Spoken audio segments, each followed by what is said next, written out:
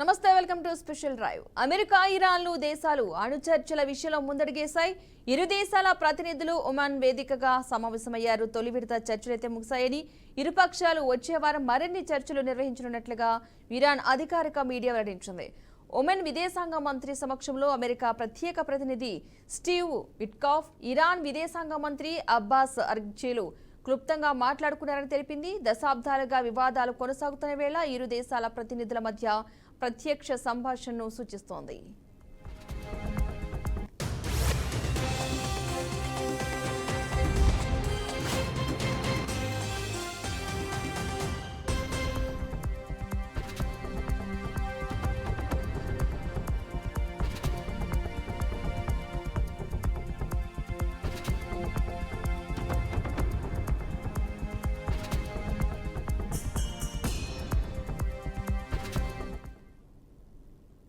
Oman స్థానిక కాలమానం ప్రకారం శనివారం మధ్యాహ్నం 3:30 గంటలకు ప్రారంభమైన చర్చలు సాయంత్రం 5:50 వరకు కూడా కొనసాగినట్లుగా సమాచారం.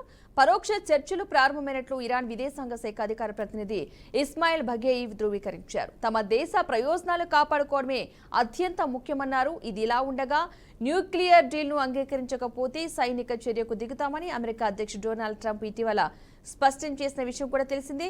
ఇక అదే జరిగితే ఎదురుదాడులకు వెనుకాడబోమని Iran supreme leader Ayatollah Khamenei సైతం తెలిపారు.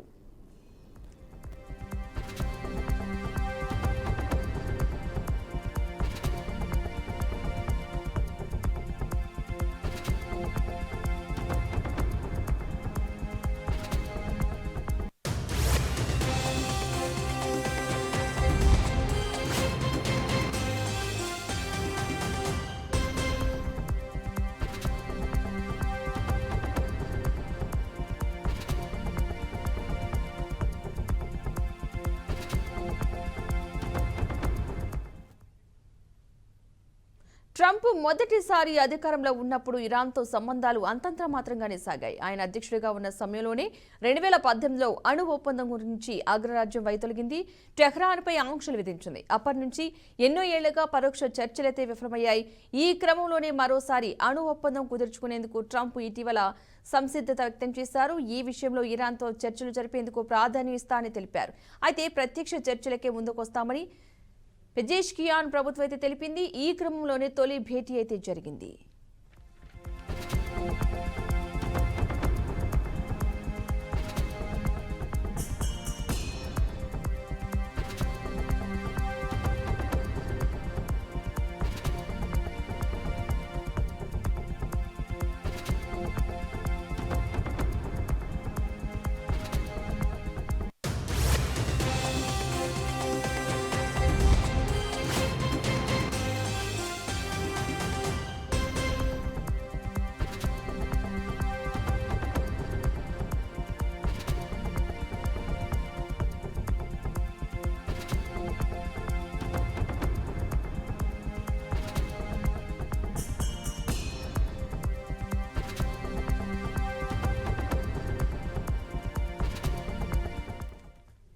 అమెరికా ఇరాన్లు దేశాలు అణు చర్చల విషయంలో ముందడుగేశాయి. ఇరు దేశాల ప్రతినిధులు ఒమాన్ వేదికగా సమావేశమయ్యారు. తొలి విడత చర్చలు ముగిశాయని, ఇరుపక్షాలు వచ్చే వారం మరిన్ని చర్చలు నిర్వహించనున్నట్లుగా ఇరాన్ అధికారిక మీడియా వెల్లడించింది.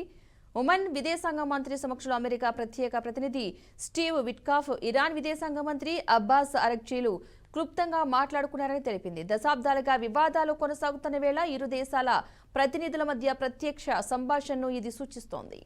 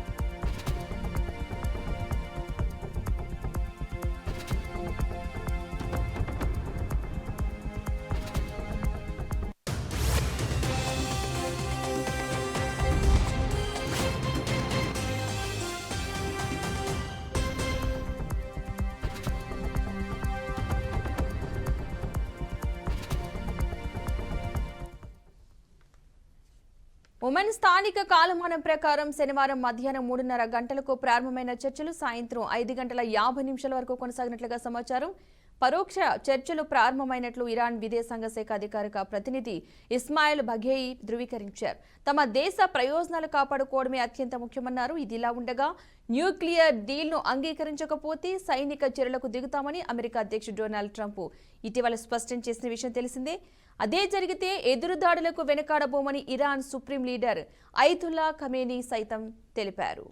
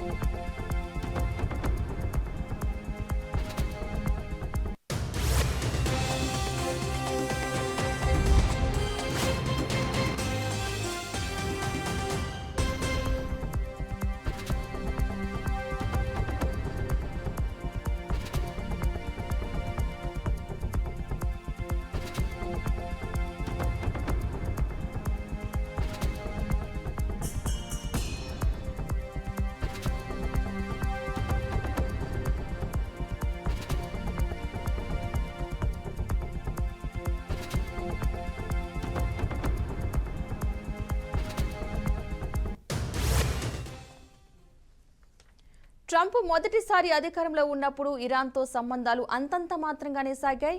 ఆయన అధ్యక్షుడిగా ఉన్న సమయాల్లో 2018లో అణు ఒప్పందం నుంచి అగ్రరాజ్యం వైదొలిగింది. టెహ్రాన్పై ఆంక్షలు విధించింది. అప్పటి నుంచి ఎన్నో ఏళ్లుగా పరోక్ష చర్చలైతే విఫలమయ్యాయి.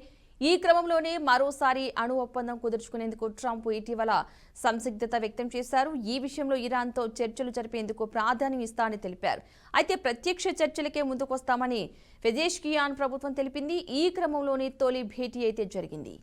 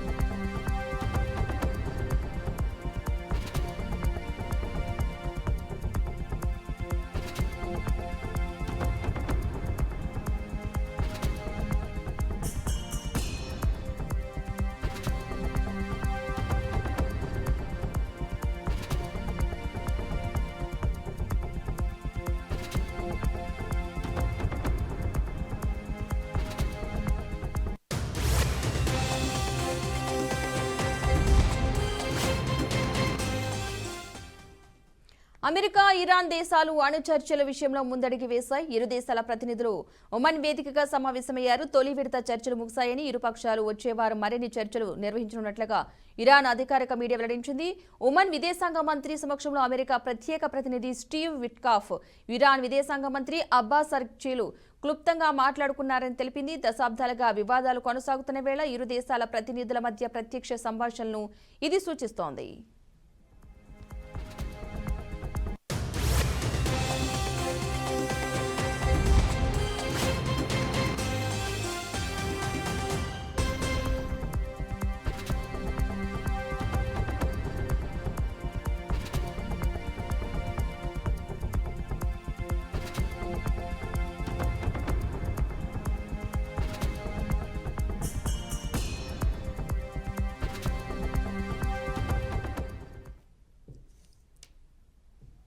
రైట్, ఇక ఇదే అంశానికి సంబంధించి మాట్లాడడానికి మనతో పాటు జూమ్ లైవ్ లో సిద్ధంగా ఉన్నారు అనలిస్ట్ జయరామ్ గారు. డాక్టర్ జయరామ్ గారు నమస్తే అండి.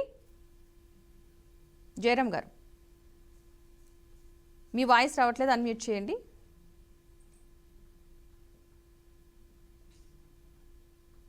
Yeah please. ఓకే. ఈ అమెరికా ఇరాన్ దేశాలైతే ఈ అణు చర్చల విషయంలో కాస్త ముందడిగేసే వేయడం జరిగింది. దానికి రెండు దేశాల అధికార ప్రతినిధులు కూడా సమావేశం ఏర్పాటు చేయడం జరిగింది. సో దీనికి సంబంధించి ఎలాంటి పరిణామాలు చోటు చేసుకునే అవకాశం ఉందనుకోవచ్చు? అంటే అమెరికా ధోరణిలో మార్పు వచ్చిందనుకోవచ్చు అంటారా? దీన్ని బట్టి మనం చూస్తుంటే అసలు ఏమనుకోవాలంటారు? ఒకసారి మరోసారి రిపీట్ చేస్తారండి. అమెరికా ఇరాన్ దేశాలు అణు ఒప్పందం విషయంలో అంటే చర్చల విషయంలో కాస్త ముందడుగైతే వేసే రెండు దేశాలకి సంబంధించిన అధికార ప్రతినిధులు సమావేశం కూడా జరిగింది కాబట్టి ఏమైనా అమెరికా ధోరణిలో కాస్త మార్పు వచ్చిందంటారా? ప్రస్తుతానికి చూస్తున్న పరిస్థితులను బట్టి వీళ్ళ సమావేశం జరిగింది కాబట్టి. అంటే ఇప్పుడు అమెరికా మొన్న ఉన్నంత దూకుడైతే ఇప్పుడు కనిపించడం లేదు. ఎందుకు అంటే ఏవైతే ట్యాక్సెస్ ఉన్నాయో ట్యాక్సెస్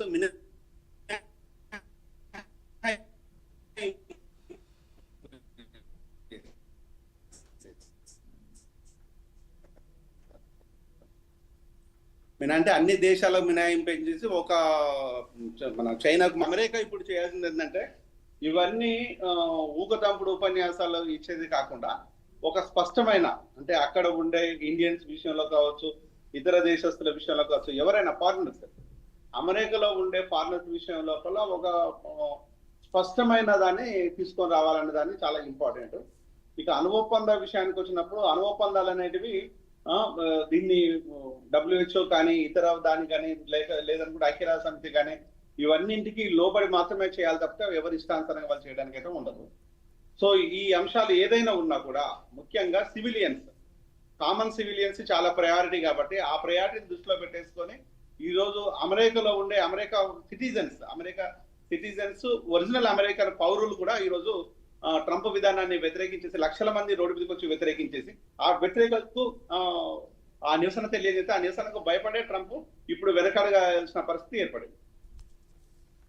అంటే ఇప్పుడున్న అమెరికా ఇరాన్ సంబంధాల్లో ఏమని ఇది పర్మనెంట్ మార్పు అనుకోవచ్చా, లేదంటే ఓన్లీ తాత్కాలికమైన మార్పు కింద భావించాలంటారు? ఇప్పుడున్న వీళ్ళిద్దరి మధ్య జరిగిన సమావేశాన్ని బట్టి, ఎస్పెషల్లీ ఇరాన్ అమెరికాకు సంబంధించి.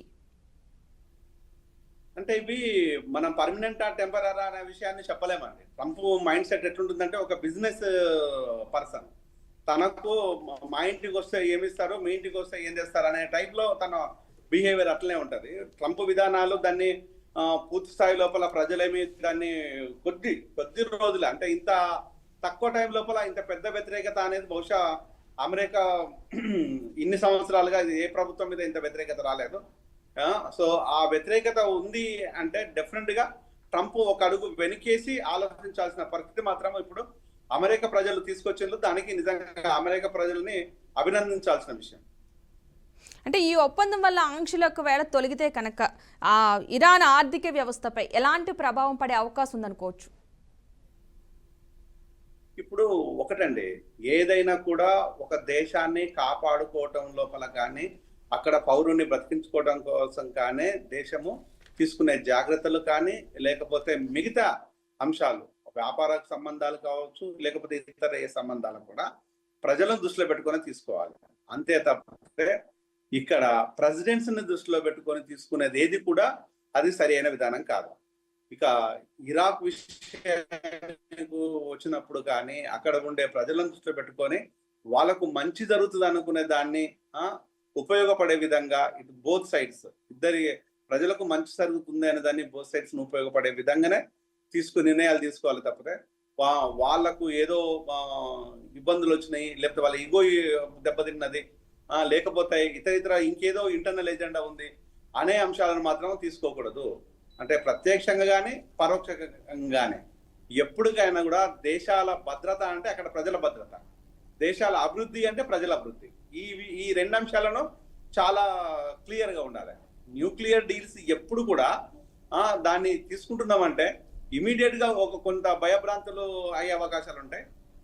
అలా కాకుండా ఒక క్లియర్ అంశాలను దృష్టిలో పెట్టుకొని అమెరికా ఇరాన్లు ఇక ముందు ఏ పరీక్షలు చేయాలన్నా కూడా ఎలాంటి ఒప్పందాలను కూడా ప్రజలను దృష్టిలో పెట్టుకొని తీసుకోవడమే మంచిదని నేను అనుకుంటున్నాను పర్సనల్ గా. అంటే చమురు ఉత్పత్తి మరియు సరఫరాలపై కావచ్చు, దీని ప్రభావం ప్రపంచ ఆర్థిక పరిస్థితులపై కావచ్చు, ఎలాంటి ప్రభావం చూపే అవకాశం ఉందనుకోవచ్చు అంటారు?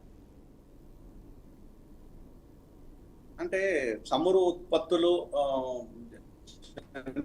జనరల్ గా అమెరికా ఎప్పుడు కూడా ఏం చేస్తుందంటే ఆ దేశ ఖనిజ సంపద, ఆ దేశ అంశాల మీదనే ఫోకస్ చేస్తుంది. మొన్న ఉక్రెయిన్ విషయంలో కూడా అమెరికా అలానే బిహేవ్ చేసింది.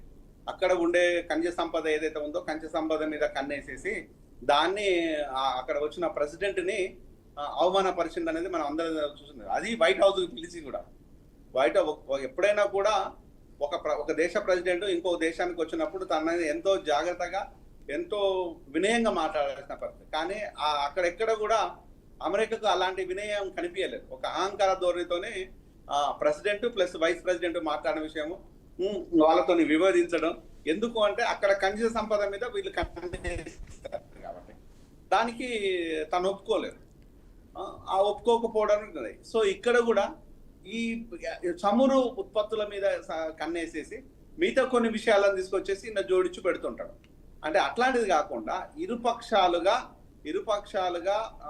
ఉపయోగపడే విధంగా ఇరు దేశాల ప్రజలకు ఉపయోగపడే విధంగా నిర్ణయాలు తీసుకోవడం మంచిది. ఎప్పుడైనా కూడా ఒక దేశాన్ని మనం తీసుకుంటున్నాము అంటే పరిగణనలు తీసుకున్నట్టే అక్కడ ఉండే ప్రజలను మనం పరిగణన తీసుకున్నట్టు లెక్క. అక్కడ ప్రజలను దృష్టిలో పెట్టుకొని ప్రజా అంశాలను దృష్టిలో పెట్టేసుకొని నిర్ణయాలు ఉండాలి తప్పితే అక్కడ ఉండే ఖనిజ సంపదన కానీ, అక్కడ ఉండే సంపదను కానీ, అక్కడ ఉండే చమురు విలువలు కానీ, అక్కడ ఉండే బంగార విలువలు కానీ, ఇతర ఖనిజ లోహాల మీద కన్నేసి ఈ డ్రామాలు పే చేయడం కరెక్ట్ విధానం కాదు. అమెరికా ఇప్పటికైనా ఇలాంటి అంశాలు పెట్టుకొని ఒక ఇంటర్నల్ ఎజెండా ఒకటి ఉంటుంది, ఎక్స్టర్నల్ గా ఇంకోటి మాట్లాడే అంశాన్ని మాత్రము సరైన విధానం కాదని నేను అనుకుంటున్నాను. దాన్ని మనం స్పష్టత అనేది అమెరికా ఇవ్వాల్సిన అవసరం ఉంది. అమెరికా ఆ స్పష్టత అనేది లేకపోతే మాత్రం డెఫినెట్ గా ఈ చర్చలు ముందుకు పోవు. ఇది ఓన్లీ మొదటి విడతన చర్చలే తప్ప ఇట్లాంటి ఇప్పుడే ఇది మీ ఫైనల్ డెసిషన్ ఏం కాదు. దీని ఇంకా అనేక చర్చ అంశాలు ఉన్నాయి, ఇంకా అనేక విడతలు కూడా చర్చలు ఉన్నాయి. ఆ చర్చలను మనం ముందుగా గమనిస్తుంటాం.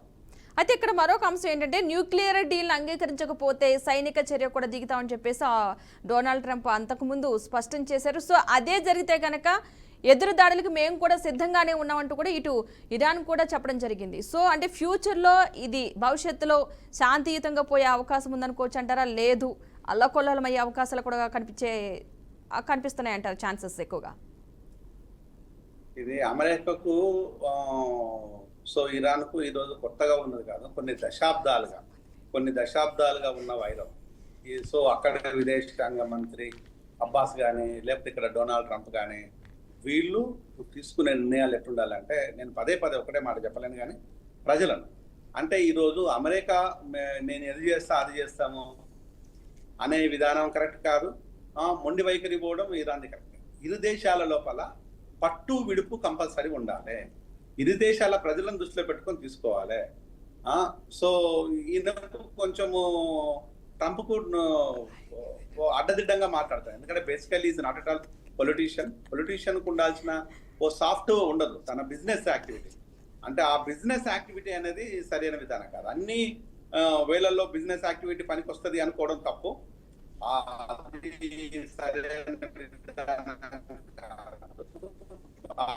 అది డొనాల్డ్ ట్రంప్ డెఫినెట్ గా అది చేంజెస్ కావాలి.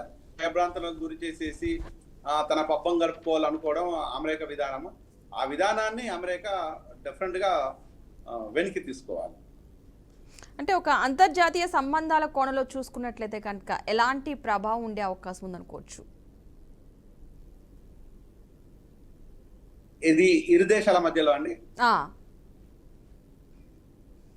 అంటే మీరు ఇరాన్ ప్లస్ అమెరికా అంటున్నారా? మిగతా అంతర్జాతీయ అన్ని దేశాల మీద కూడా, అంటే వీరు తీసుకునే ఒప్పందాలను బట్టి మిగిలిన దేశాలకి కాస్త కోస్త ప్రభావం లేకుండా అయితే ఉండదు కాబట్టి సో ఎలాంటి అంతర్జాతీయంగా మనం ఎలాంటి ప్రభావం ఉండే అవకాశం ఉందనుకోవచ్చు ఇరు దేశాల ఒప్పందాలతో సహా? ఐక్యరాజ్య సమితిలో డెఫినెట్ గా ఇది చర్చకు వస్తుందండి. ఐక్యరాజ్య సమితిలో డెఫినెట్ గా చర్చకు వచ్చేస్తుంది. మిగతా దేశాలు ఏమీ ఒప్పుకోవు. ఇవి ఇష్టానుసారంగా వీళ్ళిద్దరు బిహేవ్ చేస్తాము, ఇరు దేశాలు బిహేవ్ చేస్తాము అంటే ఎందుకు ఒప్పుకుంటారు?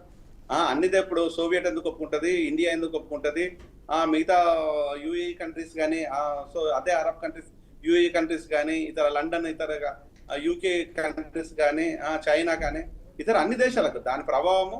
అంటే బలవంతుడు బలహీనుడిని నేను దెబ్బ కొడతానంటే ఐక్యరాజ్య సమితి చూస్తూ కూర్చోదు కదా. ఇది కాపాడుకుంటూ మనకు ఉండే కాన్సెప్ట్ ఏంటంటే బలహీన పడిన ఇతర దేశాలను ఏవైనా ఉంటే సో ఎదిగిన దేశాల్లో కోఆపరేట్ గా ఉండాలనేది సూత్రం, మూల సూత్రం. అది ఎవరము చూసినా కూడా అది మూల సూత్రం. అంతే తప్పితే బలవంతుడిపై బలహీనుని దెబ్బ కొడతాము, మేము ఇట్లనే బెదిరిస్తాము అనుకుంటే అది ఆటవిక చర్య. అలాంటి ఆటవిక చర్యను సో ఇతర దేశాలు చూస్తూ ఊరుకోవు. డెఫినెట్ గా ఈ దేశాల లోపల ఏది కరెక్ట్ ఏది రాంగ్ అనేది ఒక చర్చకు వస్తుంది. ఆ చర్చ సారాంశము ఇతర దేశాలను డెఫినెట్ గా ఒక డీల్ కుదిర్చే భాగాన్ని, ఆ అంశాన్ని మాత్రం ముందు తీసుకొస్తుంది. ఇతర దేశాల మీద కానీ, ఇతర దేశాలే కాదు, ఇక్కడ ఏంటంటే కామన్ మ్యాన్ మీద ఎఫెక్ట్ పడుతుంది. మనం అర్థం కావాల్సిందంటే ఈరోజు సగటున నిత్యావసర వస్తువులు ఎంతో డే బై డే చాలా విపరీతమైన కాస్ట్ పెరిగిపోతుంది. అప్పుడు కామన్ మ్యాన్ కు అది నిత్యావసర వస్తువులు ఎఫెక్ట్ పడుతుంది కదా, ఇంపోర్ట్ ఎక్స్పోర్ట్ అంశాల మీద బోత్ సైడ్స్ ఎఫెక్ట్ పడతాయి కదా. అప్పుడు కామన్ మ్యాన్ బతకడం ఎట్లా? ఈ రోజు ఒకవేళ కనుక 2 దేశాలు రోడ్డు మీద పడి కొట్టుకొస్తున్నాయి అంటే ఇతర దేశాల లోపల డెఫినెట్ గా కామన్ మ్యాన్ కి అది ఎఫెక్ట్ పడుతుంది. దాన్ని దృష్టిలో పెట్టుకొని ప్రపంచ దేశాల్లో ఉన్న ప్రజలను దృష్టిలో పెట్టుకోవాలి. ఈ రోజు ప్రపంచ దేశాల ప్రతినిధులు డెఫినెట్ గా దీన్ని చూస్తూ ఏం కూర్చోరు. దీనికి ఒక ఫుల్ స్టాప్ అయితే పెట్టిస్తారని నేను అనుకుంటున్నాను. పెట్టాల. ఓకే, ఇరాన్ కనుక అణ్వాయుధాలు తయారు చేసే అవకాశం ఉందని భావిస్తే గనక ఈ ఒప్పందం ఎలాంటి భరోసాను కల్పించే అవకాశం ఉందనుకోవచ్చు? అంటే ఒకటండి, ఏ అణ్వాయుధాలు ఏ దేశం తయారు చేసినా కూడా ఆ దేశానికి సంబంధించిన పద్ధతులనే చెప్పుకుంటాయి. కానీ ఈ అణ్వాయుధాల విషయంలోకి వచ్చినప్పుడు దీనికంటూ ఒక ప్రణాళిక, ఒక చట్టబద్ధత చాలా క్లియర్ గా ఉంది. దాన్ని అనవసరంగా ప్రయోగించకూడదు, ఇతర దేశాలను భయభ్రాంతులకు చేయకూడదు. దాన్ని ఒక పటిష్టమైన వైఖరిలు ఉండాలి, దానికి ఒక పటిష్టమైన ఒక ప్రోటోకాల్ ఉన్నది. ఆ ప్రోటోకాల్ అనుసరించాలని దాని ఈ రోజు ఎంతవరకు దాన్ని ఇతర దేశాలు యాక్సెప్ట్ చేస్తాయి, ఐక్యరాజ్య సమితి లోపల దీన్ని యాక్సెప్ట్ చేస్తాయి. ఇతర పెద్దన్న పాత్ర పోషిస్తున్న అమెరికా ఇప్పుడు బ్లాక్ మెయిల్లకు దిగుతూ ఉంటే, బెదిరింపులకు దిగుతూ ఉంటే మిగతా దేశాలంతా ఒకటి కావా? మొన్న ఏం జరిగింది అంటే, ఏదైతే టాక్సెస్ విషయానికి వచ్చినప్పుడు అమెరికా ఒంటరై మిగతా దేశాలన్నీ ఒకటైపోయి దీన్ని వ్యతిరేకించేసరికి అమెరికా లోపల డెఫినెట్ గా వెనక్కి తగ్గింది, భయం కనిపించేసింది. ఎవడైనా పర్వాలేదు. ఒక చిన్న సామెత ఏంటంటే, బలవంతమైన సర్పము చలిసీమల చేత చిక్కి చావేల సొమ్మితే అన్నట్టు, బలవంతముడు ఎవడైతే చిన్న చీమలే కావచ్చు, ఆ చీమలతోనే సర్పం చావలేదా? ఏదైనా కానీ అట్లాంటి విధానాన్ని ఎవరు కూడా పెట్టరు. మేము బలవంతులము, మేమే పెద్ద తోపులం తురుంకాలం అనుకుంటే కష్టము. మిగతా వాళ్ళంతా ఒకటి కావాల్సిన అవసరం ఉంటుంది. అలా ఒకవేళ కనుక ఇదే కనుక నిజాయితీగా ఏది చేసినా కూడా దానికి ఒక నిబద్ధత ఉన్న ఒక ప్రోటోకాల్ అనుసరించుకుంటే తప్పులేదు. కానీ ఆ అణ్వాయుధాలు అనేది ఎప్పుడు కూడా ప్రమాదకరమైన విషయాలే.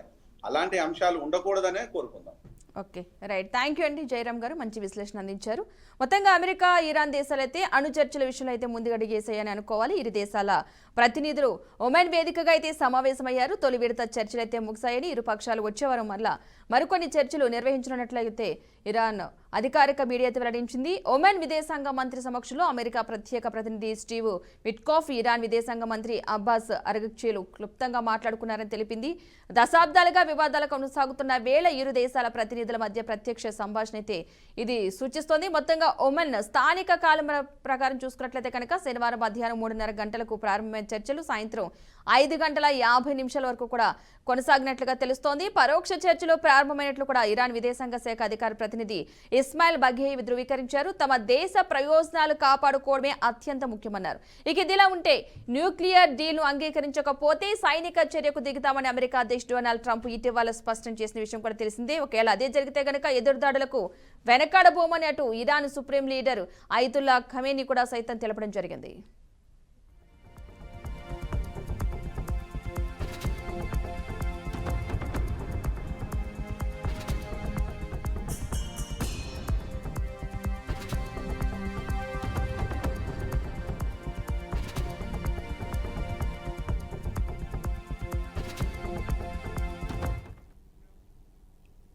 ఇక ఇదే స్పెషల్ రైడ్ keep watching BRK news Telugu సత్తా.